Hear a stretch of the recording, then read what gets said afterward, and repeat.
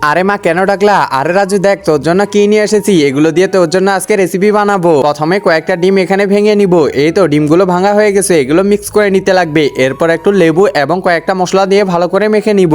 এই তো মশলা রেডি, এখন তাড়াতাড়ি মাখতে লাগবে। এই তো মাখাও হয়ে যাচ্ছে। এবার একটা চিপস নিয়ে আসবো, চিপসটা ভালো করে গুঁড়ো করে নিতে লাগবে। এই তো এগুলো গুঁড়ো করা হয়ে যাচ্ছে। আরে মা তাড়াতাড়ি রান্না করো। হ্যাঁ রে রাজু এখনই করতেছি, দাঁড়া। প্রথমে চুলাটা ধরিয়ে নিব, চুলা ধরিয়ে কড়াই দিয়ে দিব, তার উপর তেল দিয়ে দিব। এবার একটু তেলটা গরম হয়ে নে। এরপর চিকেন গুলো ডিমের মধ্যে ভালো করে মিক্স করে নিব।